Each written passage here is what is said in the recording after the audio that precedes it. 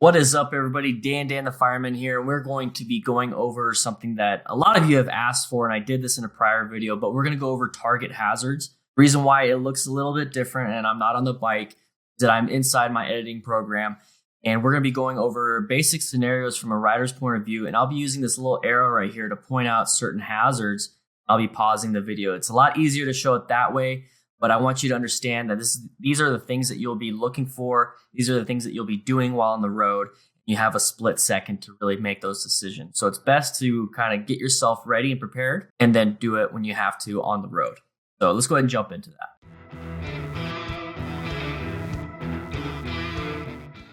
Before we start, let's go ahead and hit that subscribe button, boys. Make sure you hit that notification bell button. That way you're notified whenever I do live streams. That's the best way to get a hold of me. And we are just, hanging out, chatting, and it's the perfect time to ask questions and learn new topics. So anyways, let's go ahead and start into this, and let's go ahead and hit play. So we're riding down here. What you noticed right there was I did a quick head check. Now, the reason why I did that is that I have brake lights appearing right here. I know it's going to be a little bit hard for you guys to see. This is kind of how it works out on the road, is that I saw brake lights on this truck. I see headlights starting to move over here, and there's a van there wanting to turn left, go across my path of travel. So instead of me slowing down and possibly being behind this truck, I found an open route on my right. But before I switched lanes, I made sure I did a head check and I looked real quick, make sure there was no one there. So I saw a hazard right here, this trap. I evaluated that the best option would be to go into this next lane, and I am going to execute that option by first checking to make sure that the lane to my right is open. Let's go and see that real quick. A check, executed. Now that we're closer, you notice I did not see these vehicles up ahead. All I saw was the taillights of this vehicle. So what I'm doing is I'm looking and figuring out and thinking ahead.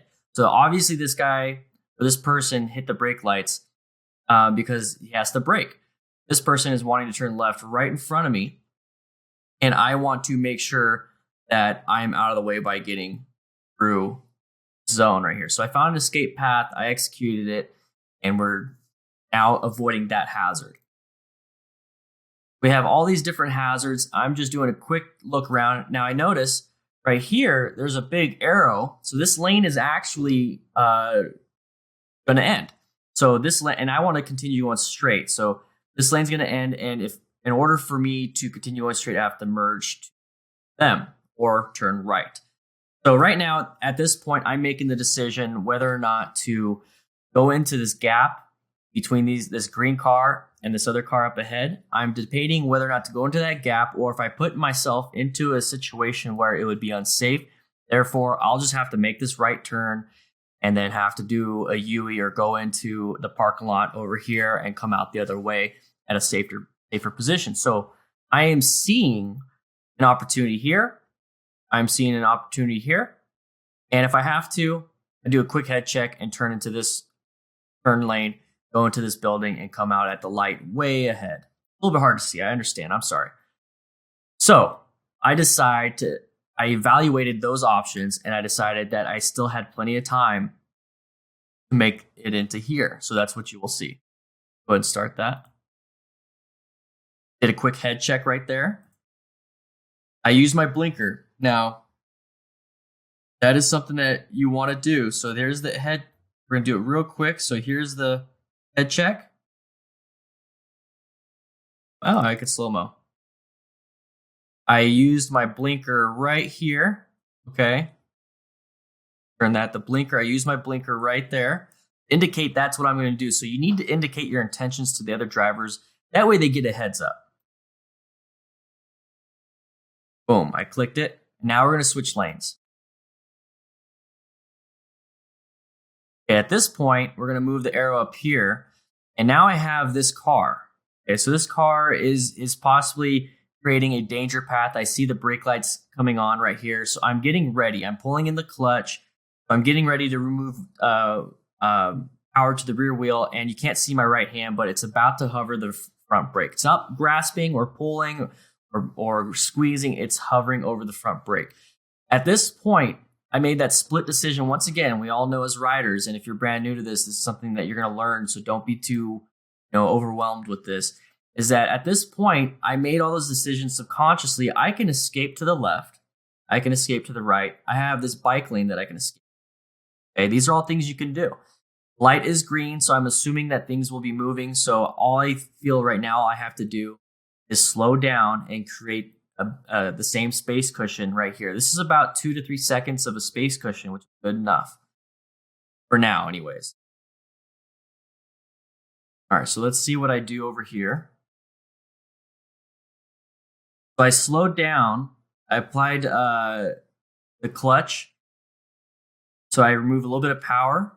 The rear wheel, not too much. I just kind of pulled it in, getting ready to downshift possibly. There's no sound when it comes to the engine right now, but it looks like I adjusted my hand position, so I might have downshifted at that point. So remove throttle, pull in the clutch, downshift, and then friction zone back into the clutch. So I still maintain this space cushion. I slowed down while still maintaining the space cushion.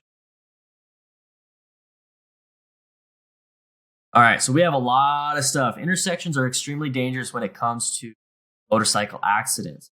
We have a lot of stuff here. This is the perfect example of why you need to pay attention. I'm over here with my left hand ready to go. I have my left hand hovering. It's reaching for the clutch. I think so. Let's see, unless I'm putting it away. Yep, there you go. Back. All right, so now we're about to enter the intersection. Look where the arrow is. See my left hand, it's grasping the grip itself. But then once I'm going towards the intersection, it's like, this is a little sketchy. So I decide to put my hand over the clutch. I put my hand over the clutch. I'm hovering over it just so I can remove that half a second reaction time that I might have to in an emergency. So what you do is you pull in or you squeeze in the clutch, you squeeze in the brakes, and then you're able to stop. So I'm just kind of hovering and seeing if I have to do that. So now that we're going into the intersection, we have some possible hazards here. We have obviously this vehicle right here with the brake lights. I'm still in the middle of the intersection. It's pretty scary to be in the middle of the intersection still, and I see brake lights. This doesn't allow me to have too many escape paths. The only real escape path I have is to kind of go to the right. But if I go to the right, I also have this car right here wanting to merge. So hopefully they're going to stay still and I can escape to the right. And from what I remember that there is a bike path, but I'm not too sure. Right here, we have another hazard. We have a truck wanting to turn left. So right now, what I'm doing is I'm maintaining lane position 1. Here's lane position 2, lane position 3. I'm maintaining lane position 1 because I want all these vehicles right here to see me. Because if I was way over here on the right, maybe this truck right here could not see me and decided, oh, there's no one behind this vehicle right here. I'm going to go ahead and see if I can make this left. If they tried to make that left, they didn't see me, I T-boned them. That is a very dangerous thing to do. So I made the option and choice to maintain visibility. I'm presenting myself to this vehicle. Meanwhile, I can still see a little bit ahead. Escape route to the right. I can either brake, maybe escape route to the left. Remember, you are a bike. You don't have to take room. So luckily, anyways, nothing happened. I'm able to go through the intersection. I'm going through everything. Now, at this point, I'm also evaluating where I can go. I don't have an escape route to the left. I don't have an escape route here. I have a median in the way. I have an escape route to the right. I have this big old lane, and then I even have a bike lane, and then I have a right turn lane, which will probably end way up here. Right now, the best thing I can do is maintain a space cushion between myself and the car. So let's go and see what we're doing. So I'm maintaining a space cushion within the car. I know it's a little bit bouncy because I'm shaking my head. Now's the end of that. That's the scenario that I wanted to bring to you guys.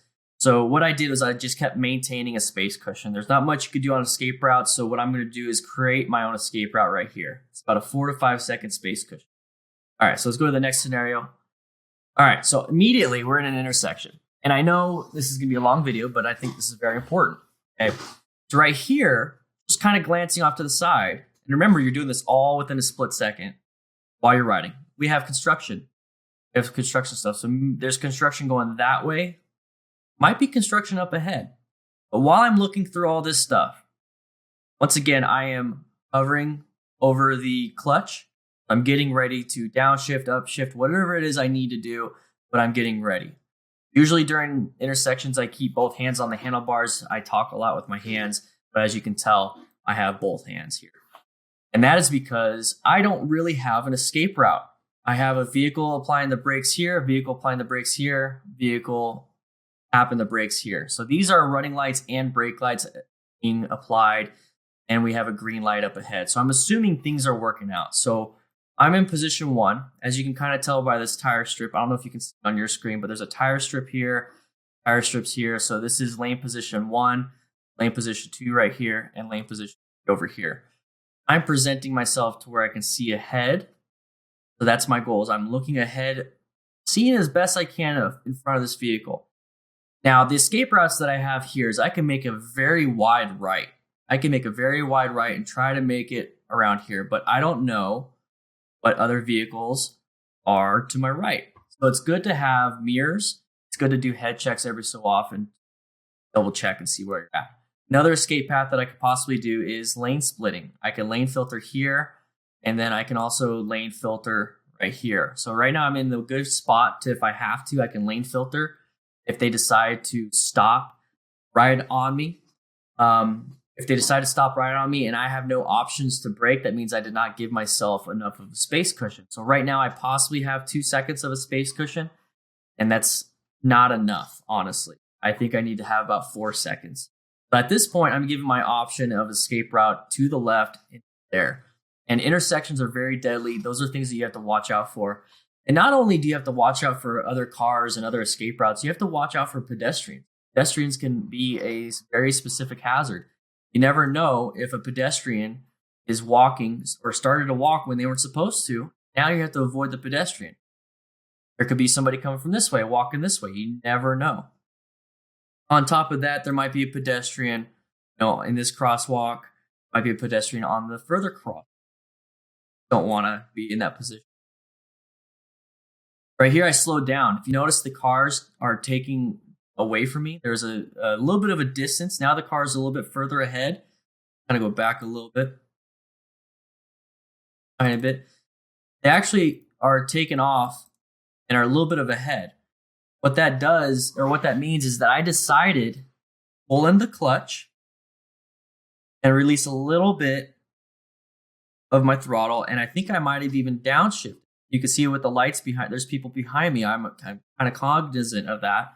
At the same time, I expect them to slow down when I slow down. That's the great thing about having brake lights that are very, very good.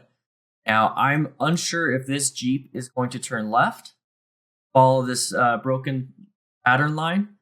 I'm in his direct path of travel, so hopefully I can accelerate past it, so I'm not, but who knows, he might be just going straight. So I'm actually creating a longer, or not longer, but a bigger space cushion because I don't have great escape paths. So I'm creating my own by slowing down. That is something that you can do. That Jeep was turning left. He slowed down. You notice I did a head check to the right. Let's go ahead and go back a little bit. Fine. I did a quick head check to the right here. So what you can't see is that obviously this is the direction of the camera, but in my eyes, in my helmet, I look to the sides of my head and I did a quick little head check to see if there's anything here. And I do that every so often so that I know that this is a possible escape path. If I have to dodge or swerve out of the way of this vehicle, I know that there's no one here because I did a head check a couple seconds before, and I can swerve into this lane if I absolutely have to. I do that every so often. It's good to keep your head on a swivel. At this point, I feel pretty safe, so I took my hands off the handle. I like to talk with my hands. I'm maintaining that space cushion. Now we got this car to the left. This car to the left does not allow me to escape. If I cannot swerve to dodge this vehicle in front of me to the left, because now I will run into this vehicle. But since I did a head check to the right, I know that there's nothing here. So if I have to swerve, I go to the right. So now I have an escape path, an escape plan. But once again, I am trying to maintain a safe space cushion here and at the same time not be in the blind spot of this driver. I'm trying to be at their window level so that hopefully they look and they'll see me. At the same time, I move positions from lane position 1, lane position 3 to more so like lane position 1.5 to lane position 2. That way I have even more of a space cushion for the person left. Now I'm just consistent riding, kind of relaxing. I'm in between. I have an escape path. If I have to, I also have an escape path here. I'm fully comfortable with lane filtering and splitting that if I have to. And we're just going. But move on to the next one real quick, and this will be the last one we'll talk about. I go all the way up here. Now, intersections are the main thing. That's why we're kind of talking about it. We're right here, and I start seeing brake lights, and that's typical of people in the right turn lane. They're slowing down to make a right. But I'm starting to see brake lights up here. At this point, I'm about 8 seconds away from that vehicle. I'm about 12 seconds away from the light itself. This person hasn't put on brake lights yet. This person in front of me actually moved over a little bit to the right. So I'm thinking the person in the left right here is causing some issues. So at this point, let's see if I cover the grip. All right. So this right here, I took a higher risk. Okay. I'm going to admit, I took a higher risk by not having both hands on the handlebars. Intersections are dangerous. Now, my risk versus skill, I believe I have enough skill with my right hand that I can handle a swerve with just one hand. It's something I've practiced. Same thing with left hand. But we do have a vehicle right here. Now, I think he's coming out of the turn lane, so you have to be careful with him. There's no blinker. These cars are going straight, so hopefully they continue. Running lights, no brake lights, a little bit of brake lights. I have a huge space cushion right here. And if I have to, I can swerve right. Let's see what I do. I just maintain that space cushion. You're always looking for escape paths. You're always looking for any possible hazards, evaluating whether those hazards are going to be a danger to you. And then at the same time, evaluating where's your escape paths. You're always constantly looking, head on a swivel. Half the time, the reason why this video is moving around, jumping around is I look to the left right there is because I'm talking, but I'm also moving my head and moving my eyes. My head is on a swivel. It's constantly on a swivel. And that is something that you need to pay attention to. And when you're riding, it's very safe. Constantly be looking around. Now, take the risks when you can, when you want to, like with one-handed. But at the same time, you need to understand that you need to see where you're going. You need to see the hazards, find the hazards, zone in. You need to evaluate whether or not these hazards are going to present a real hazard to you, danger to you. And if they are, then you need to move out of the way, and you need to evaluate whether or not you have an escape path. You need to evaluate if you're going to hit the brakes. You need to evaluate if you're going to accelerate and swerve. All these different things. And then you need to execute an option. You need to execute the escape path. You need to execute the swerve or the braking, or you need to execute the fact that you don't do anything because that hazard became nothing. You're constantly doing the search, evaluate, execute. That is something MSF teaches, and that is something that you can definitely get from a class here at Ride Arizona MTC. I can teach BRC1 hopefully pretty soon. Hopefully, if you're watching this video in the future, I have my BRC2 and ARC certificates and everything. But that is something that you can definitely get. So double check Ride Arizona MTC. Ask for me if you want to take the very beginner class. And hopefully I can coach you. And hopefully in the future, I'll be able to coach the other ones. But with that said, hope you guys have a great time, great day. And ride safe, everybody. And look out for some hazards. Play a game. Play a little game with it. See what you can do. All right? I'll see you later.